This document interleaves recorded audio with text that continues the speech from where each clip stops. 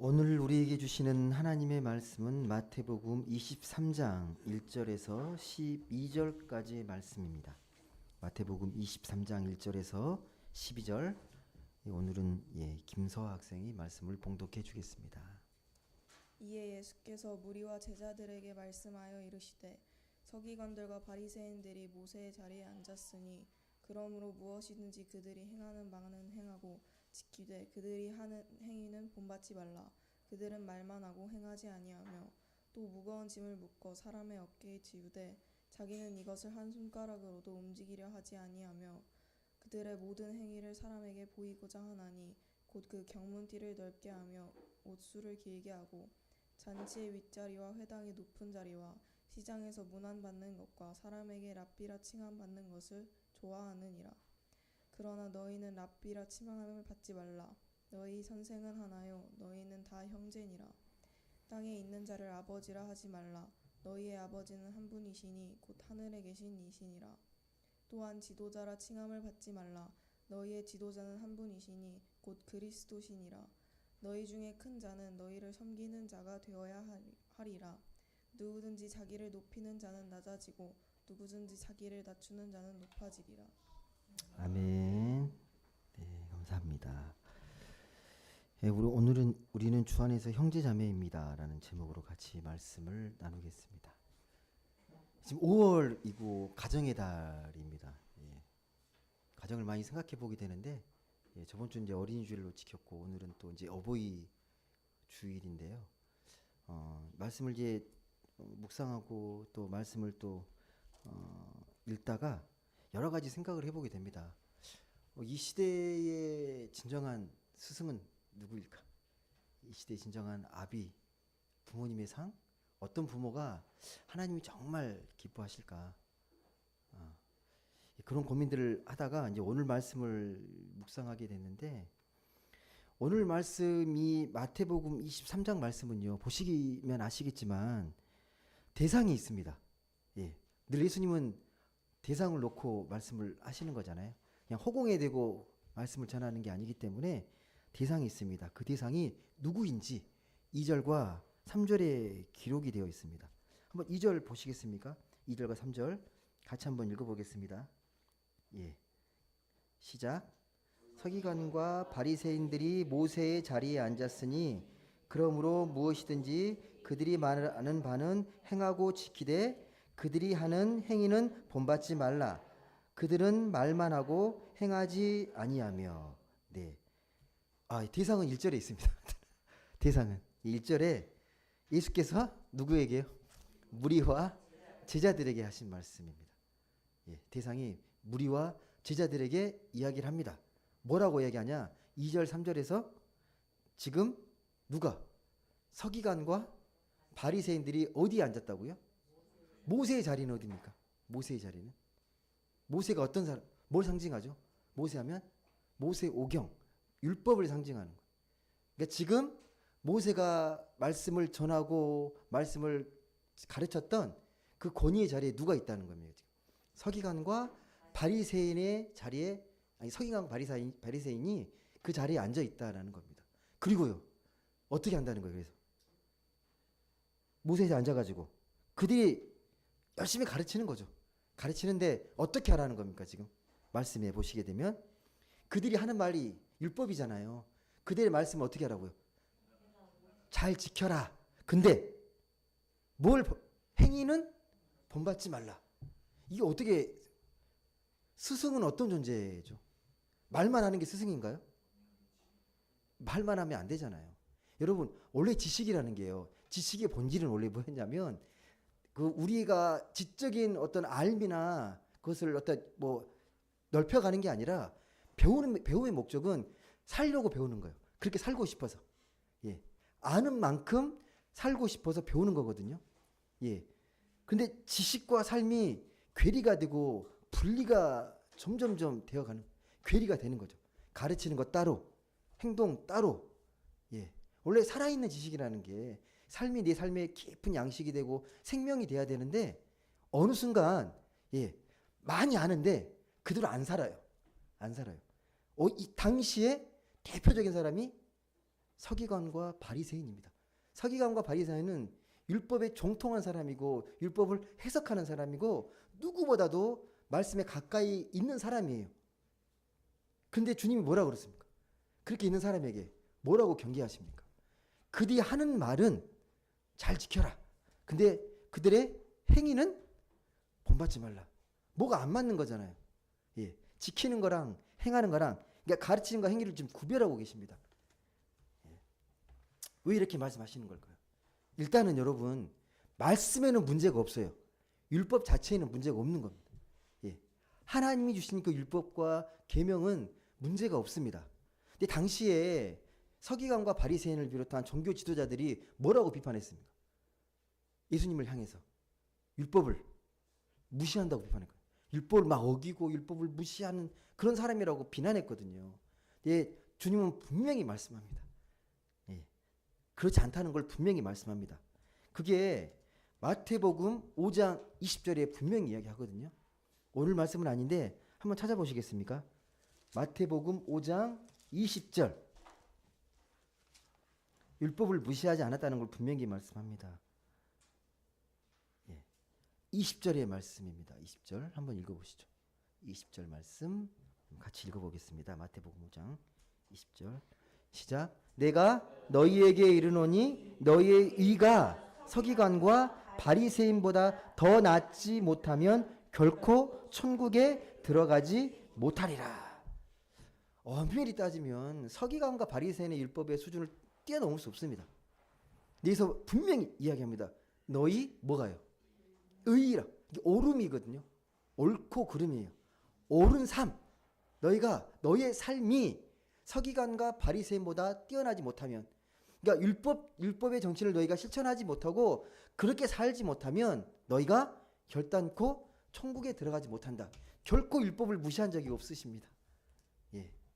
오해를 하고 비난할 수 있는 명분과 근거가 예수는 율법을 무시한다. 그렇게 얘기하는 거죠. 분명히 율법을 잘 지키라고 오늘 말씀에도 이야기하십니다. 잘 지켜라. 잘 지키되 그들의 행위만 본받지 말라고 우리에게 분명히 말씀합니다. 다시 말씀드리지만 율법이 문제가 아닙니다. 율법 자체가 문제가 있거나 잘못된 게 아닙니다. 문제는 뭐냐? 그 율법을 가르치는 스승이 문제인 거죠. 선생이 문제인 거죠. 율법을 가르치는 선생. 여러분 학교에서 가르쳐 보신 선생님도 계시겠지만 저도 어렸을 때 보면 중학교나 뭐 고등학교, 초등학교 때 보면 그 선생님이 정말 좋고 그 선생님이 바른 마음으로 진실하게 가르치면 그 과목이 좋아지잖아요. 그렇지 않습니까? 근데 그 선생이 인격적으로 문제가 있으면요, 그 과목 자체도 싫어져요. 안 배우게 돼요. 예. 그런 핑계로 나는 수학이 싫어. 수학 선생님이 진짜 엉터리로 가르쳐. 예. 수학 자체가 문제가 아닌데 수학 선생님 때문에 수학 자체가 싫어지는 거죠. 예. 주님은 분명히 말씀합니다. 예. 지금 서기관과 바리새인이 모세의 자리에 앉아서 율법을 이렇게 움켜쥐고 기득권에 있지만 그 자체가 틀린 게 아니다. 율법은 정말 소중한 거고 율법을 잘 지켜야 한다. 하지만 그 율법을 가르치고 있는 선생은 잘 구별해라. 그 행위는 본받지 말라고 우리에게 분명하게 말씀합니다. 그러니까 주님은요, 율법의 정신을 잘 이해하고 바르게 살아가길 원하십니다. 예. 이 율법을 자꾸만 이 서기관과 바리새인들이 자기들의 특권이고 기득권처럼, 그리고 그걸 통해서 자기네 이익만 챙기는 위선을 비판하고 계십니다. 예. 이걸 갖고 더 우위에 있는 것처럼, 누구보다 더 뛰어난 자리에 있는 것처럼 자꾸 많은 사람들에게 오히려 희망을 주기보다 정죄하고 위축시키는 이 서기관과 바리새인들에 대해서 분명하게 주님은 비판하고 있습니다. 오늘 말씀을 듣는 대상이 무리, 백성이라는 걸 꼭 기억하셔야 됩니다. 무리에게 대상. 무리와 백성들은요, 율법을 생명처럼 여겼습니다. 생명처럼 여겼는데 그걸 지키지 못하니까 늘 마음에 무거운 짐과 마음에 어두움이 있었습니다. 서기관과 바리새인들은 늘 그 말씀을 갖고 그렇게 살아가는데 대부분의 백성들은 생계를 꾸려가느라 지키기가 어렵습니다. 지키기 어렵습니다. 그래서 이 유대인들은 당시에 경건의 시간이라고 해서 아침에 기도를 드릴 때 말씀 상자를 이마에 메고 손목에 하게 돼 있거든요. 누구나 유대인이면 그렇게 해야 됩니다. 하나님 믿게 되면 아침에만 차면 되는데 바리새인과 서기관들은 하루 종일 차고 다닙니다. 예, 나는 늘 이렇게 경건하고 말씀을 가까이 하고 있다. 예. 아침부터 저녁까지 오늘 말씀이 옷술도 길게 해가지고 그 말씀을 늘 가까이 하고 있다는 걸 늘 보여주려고 합니다. 예, 내가 너희들보다 우월하다. 그걸 보고 있는 백성들은 어떤 마음이겠습니까? 얼마나 위축되겠어요. 예, 그렇게 살지 못하는 이 죄의식, 죄된 마음들이 얼마나 컸겠습니까? 예, 그러면서 우위를 점하는 거죠. 내가 너희들보다 낫다. 너희들 내 말 들어야 돼. 오늘 예수님께서는 율법을 무시하지 않으셨습니다. 오히려 율법의 진짜 가치가 뭔지를 회복하기를 원하십니다. 그러니까 규칙에 매달리기보다 주님은 그 안에 담겨 있는 하나님의 사랑과 진심을 어떻게든 잘 전달하려고 애를 쓰셨습니다. 그게 우리가 보고 있는 지금 주님의 모습입니다. 오늘 읽었던 23장을 보게 되면요, 이 서기관과 바리새인들의 위선을 계속 고발합니다. 겉모양은 번지를 해도 그 위선과 가식에 대해서 계속 책망합니다. 말은 그럴듯하게 하는데 실제 삶은 전혀 그렇지 않아요. 그런 삶을 살고 있지 않은 이 서기관과 바리새인을 향해서 강하게 책망하시고 비판하십니다. 오늘 마태복음 23장 읽은 말씀은 아닌데 23장 25절과 한번 26절 한번 보시겠습니까? 주님이 뭐라고 비판하는지. 마태복음 23장 25절과 26절 보시게 되면 되게 강한 어조로 비판을 합니다. 25절과 26절 한번 읽어보겠습니다. 시작. 화 있을진저 외식하는 서기관들과 바리새인들이여, 잔과 대접의 겉은 깨끗이 하되 그 안에는 탐욕과 방탕으로 가득하게 하는도다. 눈먼 바리새인이여, 너는 먼저 안을 깨끗이 하라. 그리하면 겉도 깨끗하리라. 하나님 주님은 중심을 보고 계십니다. 네가 아무리 경건한 척하고 겉은 번지를 해도 네 속은 회칠한 무덤이라는 것을 분명히 말씀하십니다. 오늘 본문도 역시 큰 틀에서 같은 맥락에서 비판하는 내용이거든요.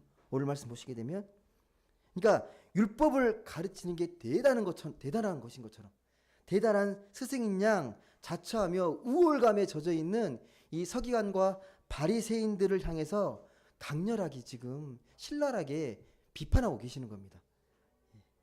한번 6, 7절 그들의 모습이 어떠한 모습인지가 구체적으로 나타납니다. 6절, 7절에 보시게 되면요. 한번 보시겠습니까? 6절과 7절 같이 한번 읽어보겠습니다. 시작. 잔치의 윗자리와 회당의 높은 자리와 시장에서 문안 받는 것과 사람에게 랍비라 칭함을 받는 것을 좋아하느니라. 아멘. 여러분, 이건 지금 그 당시뿐만이 아니라 지금도 마찬가지입니다.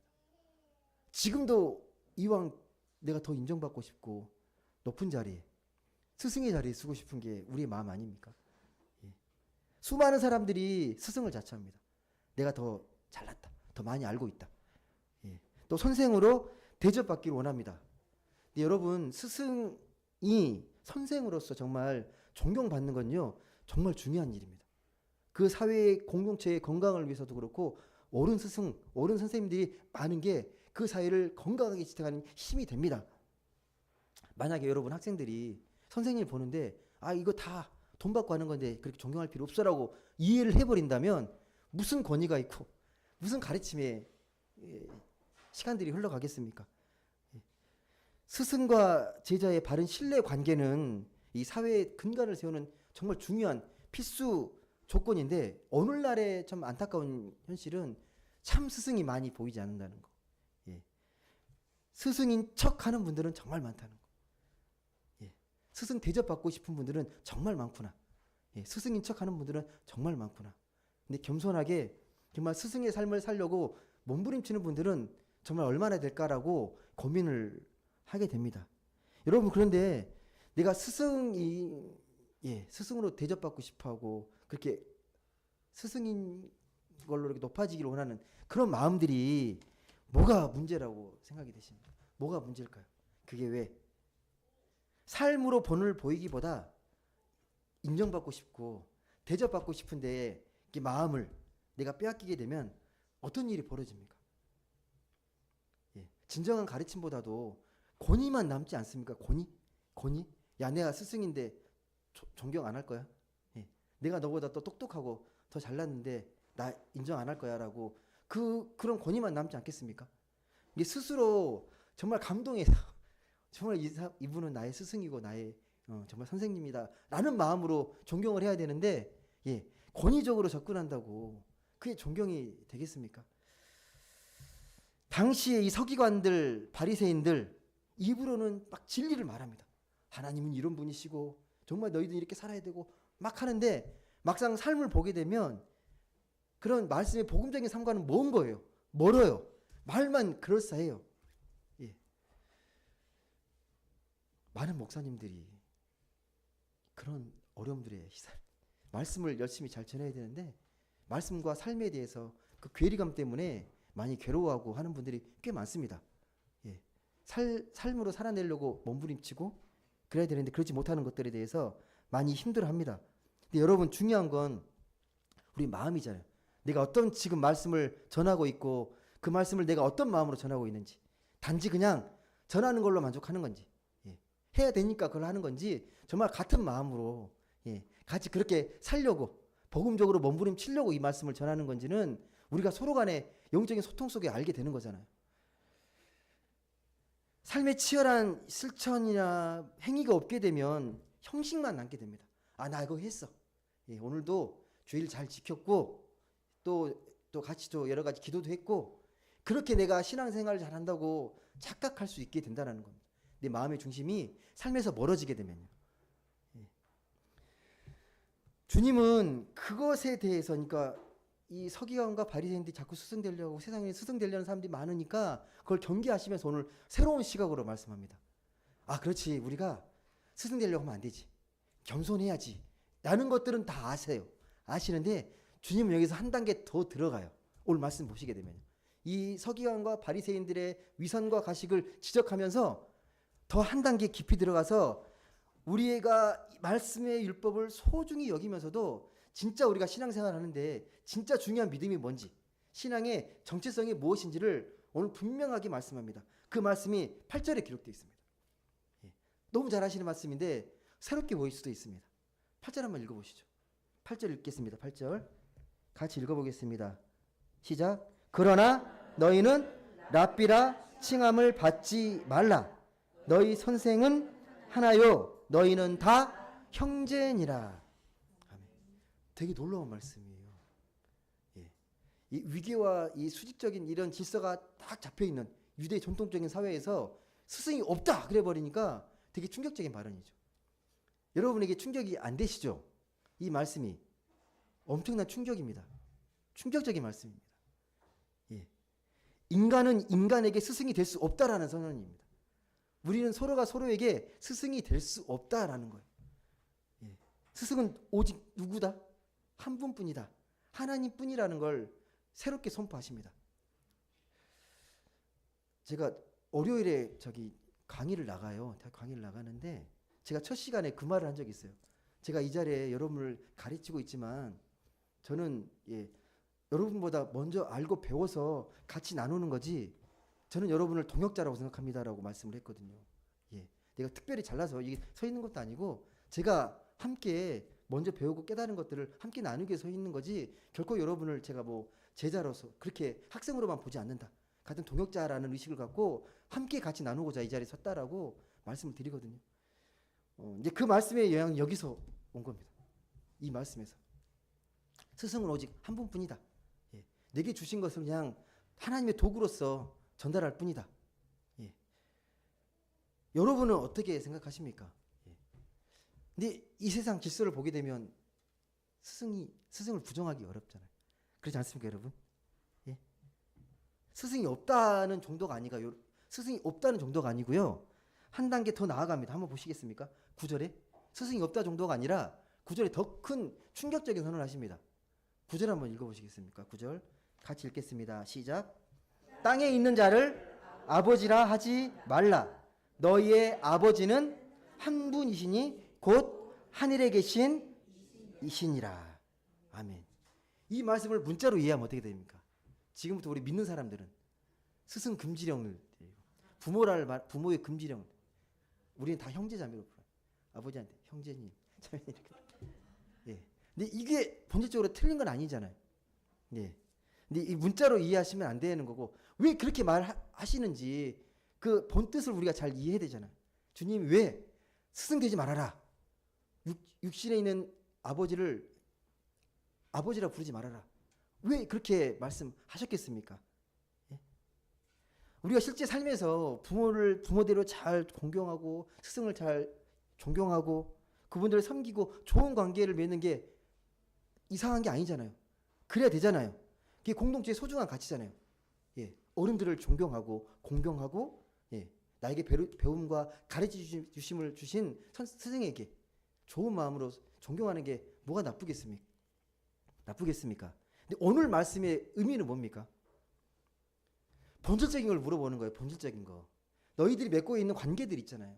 부모와 자식 간의 관계, 스승과 제자와의 관계, 친구와 친구와의 관계, 직장 동료, 많은 사회적인 관계, 지인들, 그 관계라는 게 진짜 관계냐는 거예요. 진짜. 그 안에 관계가 생명력이 있냐는 거죠. 예. 살아있는 관계라는 거죠. 형식적이고 직분을 애우하는 그런 차원의 관계냐, 진짜 살아있는 관계냐는 걸 물어보는 거죠. 예. 진짜 아버지가 아버지 되려면 아버지라는 호칭만 부른다고 아버지 되는 게 아니잖아요. 누구든지 부를 수 있는 거잖아요. 근데 진짜 아버지가 되려면, 진짜 아버지가 무엇인지 알려면 하나님의 아버지 되심을 알아야 진짜 아버지가 뭔지 알게 된다는 거잖아요. 우리의 관계는 이 서로의 생명을 살려내고 회복시키고 소통이 행복하게 이루어져야 됩니다. 근데 뭔가 자꾸 수직적이고 뭔가 위계적이고 뭔가 권위에 의해서 뭔가를 말하고 그걸 순복해야 되고 지켜내야 되고 그 명령을 따라야 되고, 그 관계는 생명력 있는 관계가 아닙니다. 예. 상하 관계라고 말하잖아요. 상하 관계. 예. 그렇게 안 하면 어려우니 불가피하게 따라갈 수밖에 없는 거. 내가 돈 받았으니까. 이렇게 안 하면 내가 불이익이 있으니까. 그렇게 맺는 관계로 살게 되면 진정한 관계가 아니잖아요. 그래서 모든 관계의 중심, 그러니까 땅에 있는 아버지를 아버지라 부르지 말고 하늘에 계신 너의 아버지를 진짜 아버지라고 부르라고 한 의미는, 관계의 출발이, 진정한 너희의 출발이, 너희의 생명의 출발이 아버지라고 말씀하시는 거잖아요. 하나님만이, 아버지만이 너에게 진정한 생명을 주신 분이니까 그 아버지의 뜻을 알게 되면 그 육신의 아버지가 무엇인지도 알게 되는 거죠. 기초의 시작은 하나님입니다. 우리 모든 기초의, 모든 관계의 시작은 내가 하나님과의 관계가 잘 되어 있냐를 먼저 묻습니다. 그게 오늘 말씀입니다. 육신의 아버지를 부인하라는 말이 아닙니다. 그 부르지 말라는 의미는 그 부른 이름의 뜻이 있잖아요. 뜻을 알고 부르냐는 거죠. 생명력 있게. 우리 인생의 모든 기초는 결국 하나님과의 관계입니다. 이 관계가 진정 회복되어야 내 개인의 삶도 회복되게 되고 내 공동체의 삶도 회복이 됩니다. 생기를 되찾을 수 있습니다. 그러니까 내가 좀 잘났다, 좀 더 내가 많이 안다, 그런 스승 되려는 욕심을 내려놓고 우리 인생의 유일하신 스승님은 예수 그리스도구나, 하나님 한 분뿐이구나 라고 고백해야 한다는 겁니다. 여러분, 이걸 오늘 삶으로 적용하게 되면요, 어떤 거와 똑같은 거냐면 내가 너보다 조금이라도 낫다고 생각하는 순간 그게 스승이 되는 겁니다. 내가 또 조금이라도 내가 너보다 나으니까 내 말을 들어. 내 말을 들어야 네가 잘 되는 거야 라고 내가 생각하는 순간, 내가 남보다 우월하다고 여기는 순간에 그게 바로 스승이 되는 순간입니다. 그게 영적으로 스승으로 자처하는 행위고, 오늘 말씀에 비춰보면 그건 비복음적인 행위가 되는 겁니다. 여러분, 부모도 마찬가지잖아요. 부모들도 자녀를 가르치고 양육할 때 부모의 권위로 가르치는 거죠. 맞습니까? 부모의 권위로 가르쳐야 되는 거죠.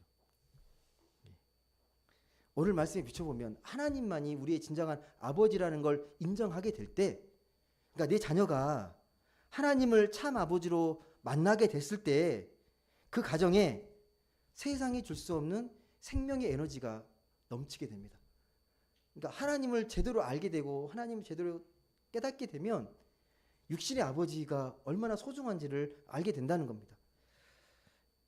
여러분은 이 말씀이 어떻게 들리시는지 모르겠습니다. 나는 그렇게 여기며 살아왔다면 별 문제가 없겠지만 혹여 부모와 자녀가의 관계가 알게 모르게 상하 관계잖아요. 힘 있는 자와 힘이 좀 약한 자의 관계가 대부분이잖아요. 그런 관계들이. 이 말씀을 이렇게 오해하시면 안 됩니다.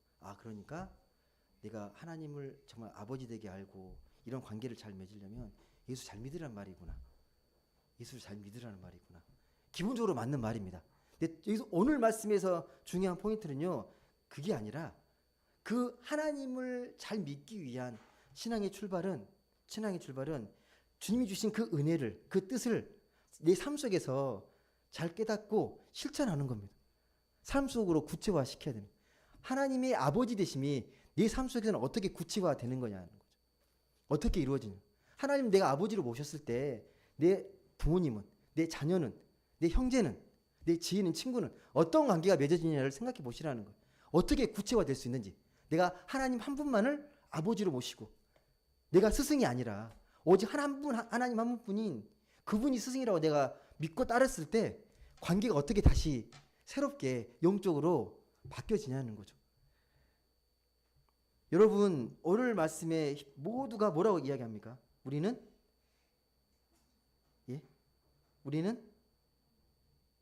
한 형제다. 형제 자매다. 형제다. 형제 자매의 특징이 뭐예요? 형제 관계도 수직이 있나요? 수직이 있나? 큰 언니 작은 언니. 근데 원래 형제 관계 의미는 그거잖아요. 수직적인 게 아니라 수평적인 거잖아. 서로 동등하게 평등하게 인정하는 거.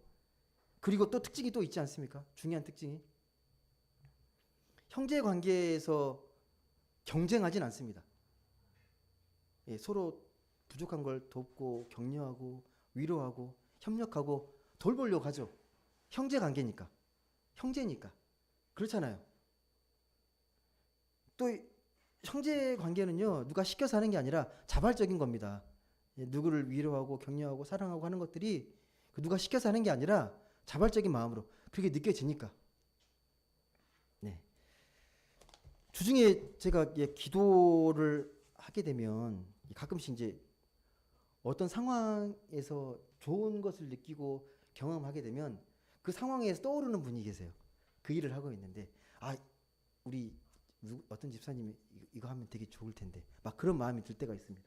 기도하다가 와 이거 되게 잘하실 텐데 만약에 제가 남이라고 생각하면 그런 생각이 안 들 텐데 이 교회 공동체의 집사님 우리 성도님들이 저는 정말 형제 자매라고 생각하니까 그런 마음으로 바라보면서 이 시간에 또 마음이 좀 부담 없이 이 시간 또 잘 넘겼으면 좋겠는데 그런 마음으로 기도하게 되고 좀 더 건강하셔야 되는데 라는 그런 마음도 갖게 되고 그 형제 자매의 마음이잖아요. 누가 시켜서 하는 게 아니라 스스로 내가 그렇게 형제 자매라고 느끼고 깨닫게 되면 그게 행동으로 나오게 돼 있잖아요. 그게 걸맞는 삶의 행동들이 나오게 되어 있잖아요. 한번 그런 부분들 나의 관계가 정말 그런 관계인지를 다시 한번 좀 영적으로 좀 이렇게 점검해 볼 필요가 있다라는 말씀입니다. 또 한 가지 여러분 꼭 기억하십시오. 우리가 각자가 기질도 다르고 생각도 다르고 또 능력도 다르고 그 가치관도 다르고 또 의견도 다를 수 있겠지만 그 모든 것을 떠나서 하나님이 우리 각자에게 주신 고유한 인격이 있거든요. 내게 주신 나만의 고유한 그 인격을 존중하고 그 삶에 대한 그 고유한 정체성들을 인정하고 보장해 주는 게 우리 믿는 자들이 해야 될 가장 중요한 것들입니다. 각자가 가지고 있는 생각들을 존중해주고 그들의 마음을 품어주고 그들의 삶이 가장 고유하게 꼽힐 수 있도록 서로 도와주고 기도하는 것. 근데 여러분, 대개는 스승과 제자, 부모와 자녀 관계는요, 이게 많이 훼손되어 있습니다. 처음에 말씀드렸지만 약자의 인격이 강자의 권위 아래 훼손될 때가 정말 많습니다. 여러분도 경험하셨을 거예요. 힘이 약했을 때, 힘이 약한 자녀였을 때 부모님이 말씀하시니 내가 동의가 안 돼서 그냥 따라야 할 때가 있잖아요. 근데 그게 강하면 강할수록 인격이 훼손됩니다. 강하면 그걸 강하게 주장할수록 인격을 존중해 주는 게 아니라 부모의 권위를 자꾸 누르려고 했을 때 주님이 말씀하신 하나님 나라의 형제 관계는 다릅니다. 누구에게도 이렇게 억압받지 않는 각자의 고유한 인격이 존중되는 관계가 그게 우리의 관계여야 되고 영적인 생명의 관계여야 합니다. 이 시대의 진정한 부모의 의미가 무엇인지를 한번 깊이 고민해 봐야 될 지금 시대를 살고 있다고 저는 생각이 듭니다. 여러분 이 말씀을 오늘 우리의 삶에서 좀 어떻게 적용할 수 있을까요? 부모와 자녀가 또 스승과 제자가 직장에서 상사와 동료가 근본적으로 형제라는 걸 여기서는 쉽습니다. 믿는 공동체 안에서는 그래도 가능합니다. 믿지 않는 자리에서 안 믿는 사람들과의 형제 자매 관계는 어떻게 지혜롭게 맺어갈 수 있을까요? 어떻게 하면 그게 가능할까요? 이게 이미 사회는 서열과 위계와 이런 구조에 익숙한 사회잖아요. 여기서 우리가 암만 형제 자매라고 한다고 그걸 인정해 줄까요? 그렇게 또 산다고 감동할까요? 어떻게 생각하십니까, 여러분? 이해는 되시잖아요. 내 삶의 현장에서 정말 이게 가능하냐는 거죠. 가능할까요? 당시에는 쉬웠을까요? 예수님이 살았던 시대는요. 주님은 단호하게 그 길을 제시합니다. 12절 오늘 마지막 구절의 말씀이 오늘 말씀의 가장 중요한 결론의 말씀입니다. 그 모든 관계에 있어서 가능할 수 있는 유일한 길 12절 한번 같이 읽어보겠습니다. 같이 읽겠습니다. 시작. 누구든지 자기를 높이는 자는 낮아지고 누구든지 자기를 낮추는 자는 높아지리라. 아멘. 무슨 말씀인지 아시겠습니까? 가장 핵심 예수님이 하고자 하는 말씀은 12절입니다. 12절. 누구든지 자기를 높이는 자는 낮아질 거고 자기를 낮추는 자가 진정 높아질 거다 라는 말씀입니다. 다른 길이 없어요. 여러분 우리가 세상 속에서 우리가 형제자매로 살아갈 수 있는 길은요 자기를 낮추는 길밖에 없습니다. 오직 겸손히 자기를 낮추는 삶에서 이 말씀의 순종이 가능해집니다. 여러분 이 세상을 지금보다 더 나은 삶으로 더 나은 생명의 공동체로 바꿀 수 있는 힘이요 전 여기에 있다고 생각합니다. 여기에 있다고 생각합니다. 자기를 낮추고 남을 높일 수 있는 그 마음. 빌립보서 2장 2절과 3절 말씀이 나옵니다. 다툼이나 허용을 하지 말고 오직 나보다 남을 낮게 여기고 라는 말이 나오거든요. 같은 말씀이에요. 같은 맥락인데 우리가 이 공동체 안에서 우리가 관계성 속에서 우리가 형제 자매로서 더 나은 삶으로 생명의 삶을 살기 위해서는 결국 주님처럼 자신을 낮출 수밖에 없습니다. 이미 주님이 그걸 본인 되셨잖아요. 어떻게 해요? 하나님의 아들이신 분이 그 보좌를 버리시고 인간의 몸을 입고 온 것 자체가 가장 낮은 자리에 임하신 거 아닙니까? 말만 하신 게 아니에요. 그 말씀대로 내가 너희와 함께 하려고 낮아진 것처럼 너희도 세상 가운데 좀 낮아져서 겸손히 섬기게 되면 진정한 형제 자매 관계가 될 거야 라고 오늘 우리에게 분명히 말씀하십니다. 우리의 신앙의 깊이, 영성이라는 게 결국은 이 깊이거든요. 겸손해질 수 있는 마음. 그러니까 예수님처럼 이 거룩하게 낮아질 수 있는 그 경지에 점점점 다가서는 것. 그 경지에 우리가 비로소 하나님의 사랑이 무엇인지를 깨닫게 될 때, 그게 우리에게 필요한 영성입니다. 주님을 닮아간다는 게 겸손해지는 거잖아요. 낮아지는 거고. 더 이상 높아질 필요가 없을 만큼 우리는 이미 하나님의 사랑 안에서 존귀한 존재가 됐다라고 깨닫게 되면 우리가 내 자신을 낮춘다고 뭐가 문제겠습니까? 이미 하나님이 우리를 가장 높은 존재로 인정해 주셨는데 부디 이 사실을 깊이 깨닫고 우리의 삶의 자리에서 지금보다 좀 더 잘하시는 분도 계시겠지만 좀 더 낮은 마음으로 거룩하게 낮아짐으로 세상을 더 아름답게 하고 밝게 비춰낼 수 있는 귀한 성도님들 다 되시길 주님의 이름으로 간절히 소망합니다. 기도하겠습니다.